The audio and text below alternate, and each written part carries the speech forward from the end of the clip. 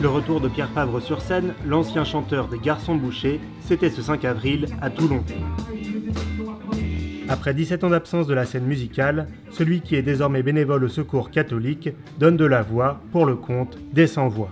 Il y a des textes qui sont vraiment issus de groupes de parole, de partage de la parole avec des gens en situation difficile. Et puis il y a aussi un autre travail plus personnel qui est d'écrire des textes de chansons. Donc c'est nous-mêmes qui les écrivons pour donner aux gens, pour leur donner envie de pouvoir travailler dans des groupes de partage et pour pouvoir s'exprimer.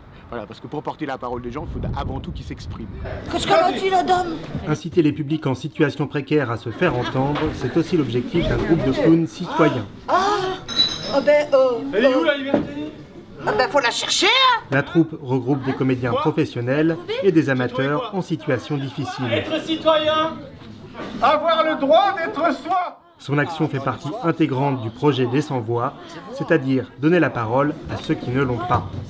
Certains écrivent des chansons pour expliquer leur opinion afin de ne pas se sentir en prison.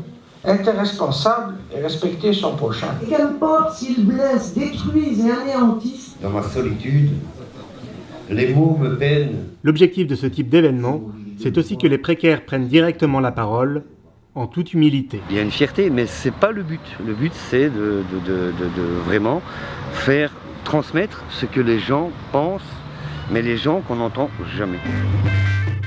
C'est bien une démarche de plaidoyer qui inspire les différentes créations proposées. Mais la soirée, organisée par un ensemble d'associations de solidarité de Toulon, se voulait également un moment de rencontre fraternelle. Nous, ce qu'on veut, c'est que le grand public, le dit grand public, rencontre les personnes de la rue et que ça se passe simplement, d'humain à humain. Les prochains mois verront le développement des actions de prise de la parole des sans-voix. Elles devraient aboutir à un nouvel événement festif à l'automne.